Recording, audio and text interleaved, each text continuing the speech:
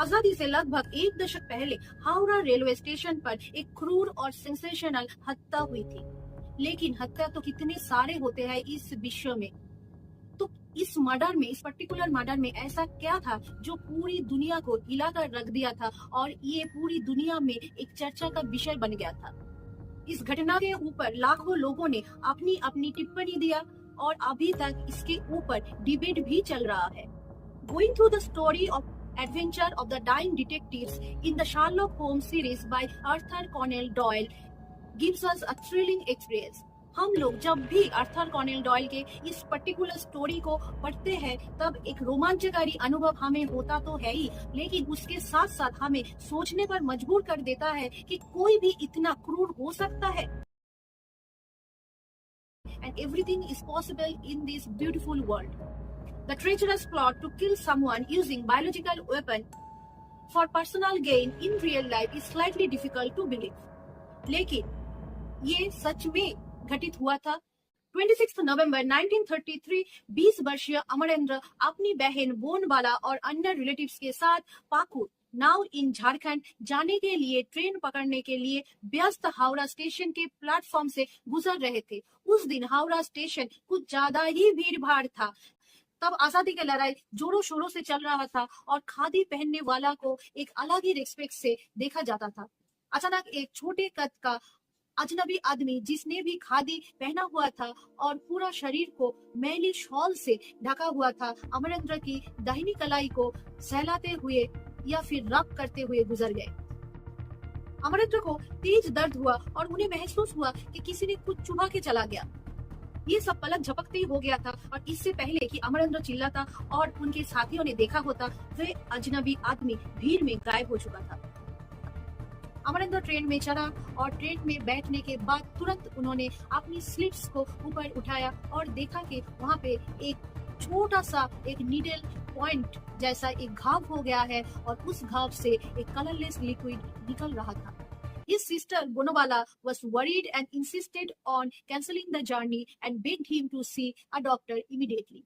Their elder brother Binoyendra convinced Amarendra by saying, if required, then he can see a doctor in Pakur itself, and that was the worst decision taken by Amarendra.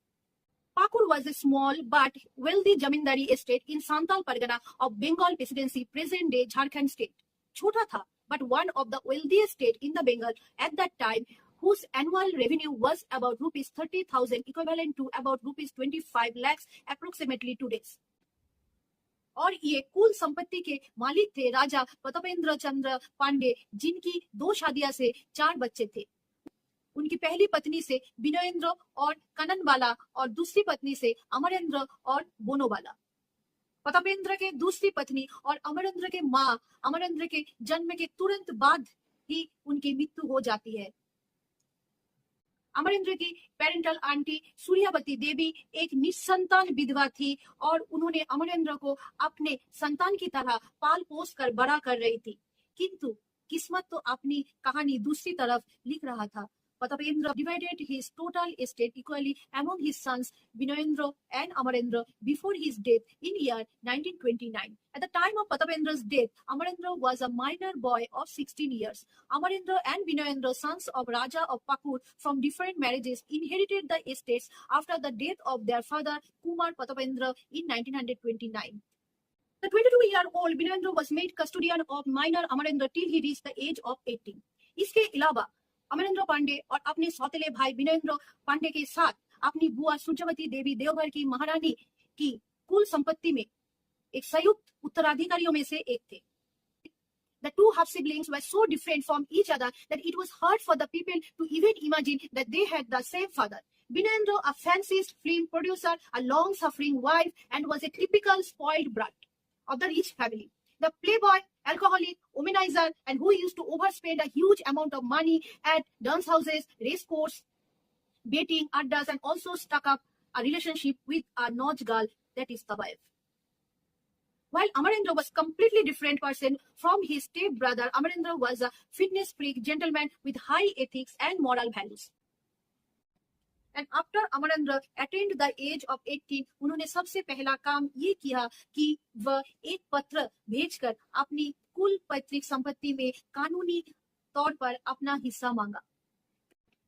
पहले तो विनयेंद्र संपत्ति देने से इनकार कर दिया था, लेकिन जब उन्हें महसूस हुआ कि कोई भी कानूनी सहारा नहीं है, तब उन्होंने संपत्ति अपने सौतेले भाई को दे दी। संपत्ति का आधा हिस्सा अमरेंद्र को मिला।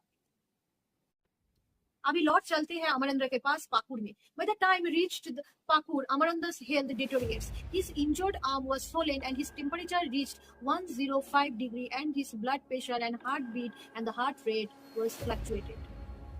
And those were the days when traveling from one place to another was not very smooth but also a time consuming. Their return to Calcutta took 3 days and these 3 days time proved to be a fatal for young Amarendra.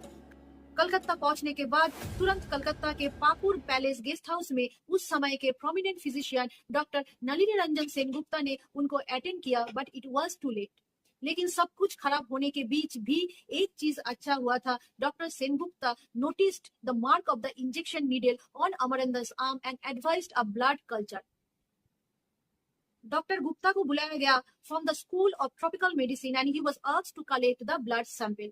Blood was immediately drawn for the blood test in hope of finding the cause of this dramatic illness. But nothing could save young Amarendra's life. He fell into coma on December 3rd and died the next day. उपस्थित डॉक्टरों में से एक ने मृत्यु प्रमाण पत्र या फिर डेथ सर्टिफिकेट जारी करने से इनकार कर दिया था, लेकिन एक अन्य डॉक्टर ने शायद विनयेंद्र के कहने पर प्रमाण पत्र जारी कर दिया था। The death was at first certified as septic pneumonia and the body was promptly cremated in the Kalighat crematorium without doing any post-mortem. After the death of Amarendra, his sister Bonobala and his aunt Suryavati Devi suspect the foul play and they did not accept the sudden death of a healthy boy like Amarendra. और तुरंत ही अमरेंद्र के परिजनों ने कलकत्ता में British police से संपर्क किया। They explained each and everything that had happened before in the presence of their lawyer. जांच विभाग को ये केस ब्लाइंड केस लगा क्योंकि उनके पास कोई सबूत नहीं था उस समय। उनके पास कोई पोस्टमार्टम रिपोर्ट भी नहीं था। मौत के 4 दिन बाद आई blood report. Pasteurella pestis bacteria, which is known for causing the bubonic plague, was present in the blood sample of Amarendra, which is very unusual report. And this unusual report left the doctors in silent terror and disbelief. As per the rule, the matter was reported to the Public Health Authority. उस समय कलकत्ता के सारे prominent doctors इस मौत को लेके काफी गंभीर रूप से चिंतित थे, specially the mode of infection. और उन्होंने स्कूल ऑफ ट्रॉपिकल मेडिसिन के निदेशक या फिर डायरेक्टर को एक पत्र में अपना संदेह व्यक्त किया। And the letter included many technical questions like was it possible to inject plague bacilli into the body through a hypodermic needle? If so, what would be the volume required to be injected? would it be potent enough to induce plague and lead to death? Reply from the School of Tropical Medicine confirmed that the death had indeed been unnatural and induced artificially. They suspected it was a homicidal death or murder. Doctors ये जानकर और भी चकित हो गए थे कि उस समय प्लेग बैसिलाई कलकत्ता में कहीं भी उपलब्ध नहीं था। फिर ये परपेट्रेटर्स को घातक रोगाणु कैसे मिला?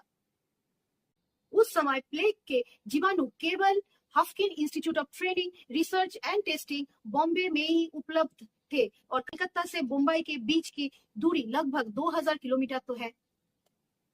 Upon receiving the confirmation from the tropical medicine, an official complaint was lodged by Kamala Prasad, one of the relative of Amarendra, with Tollygunge, Calcutta police station against 5 people. Vinayendra Chandra Pandey, Dr. Taranath Bhattacharya, Dr. Shivapada Bhattacharya, Dr. Durga Ratan Dhar, and the unidentified person who had injured Amarendra with a needle at the railway station at the Howrah railway station. The main investigation was led by Lee Broke, an able officer of the Calcutta Police, and Sarat Chandra Mitra of the Bengal Intelligence Service much after Amarendra's family registered an unofficial complaint.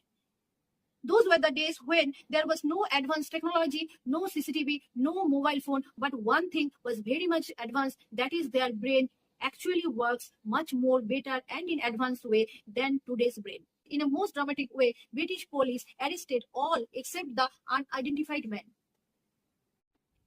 Human psychology is complex to understand and it is very difficult to decode. I want everything and everything should be mine. This kind of thinking only brings devastation not only for the himself but for the others. Police हिरासत में विनयेंद्र ने कबूल किया था कि अमरेंद्र को final lethal dose देने से पहले विनयेंद्र ने अपने 20 साल के सौतेले भाई की हत्या करने की एक बार और कोशिश की थी। संपत्ति कानूनी रूप से अपने सौतेले भाई को मिलने के बाद से विनयेंद्र ने पहले दिन से ही अमरेंद्र की हत्या की जानलेवा साजिश रचना शुरू कर दिया था। विनयेंद्र एक बार गर्मियों के दौरान अमरेंद्र से मिलने कलकत्ता आए थे और उन्होंने उनके छोटे सौतेले भाई को इवनिंग राइड के लिए इनवाइट किया था। During their work Vinayendra gifted him an old age mirror without a handle prince nez glass and forced him to wear the same. पहनने के प्रयास में अमरेंद्र के नाक थोड़ी सी कट गया था। 3 दिनों के बाद उनका पूरा चेहरा अमरेंद्र के पूरा चेहरा सूज गया था और the doctors diagnosed it as a tetanus. The antidote was immediately injected and this was the time when young Amarendra's life was saved for the last time. जब मामला अदालत में गए तो प्रोसिक्यूशन के पक्ष के पास स्ट्रॉन्ग सर्कमस्टेंशियल एविडेंस था। विटनेस के बयान, मेडिकल रिपोर्ट, विनयेंद्र के यात्रा के दस्तावेज, बॉम्बे में होटल के बिल, हस्तलिखित कागजात और प्रयोगशाला में भेजे गए संदेश, उन दुकानों के रसीद जहां से चूहे खरीदे गए थे, सभी को माना गया था अदालत में। इन सब सबूतों के साथ जांच टीम ने विनयेंद्र की खुद का कन्फेशन स्टेटमेंट भी जमा किया था अदालत में। First, we will discuss the fate of Vinayendra and Taranath. Then we will discuss Vinayendra's maleficious way to procure the live vial of plague bacteria.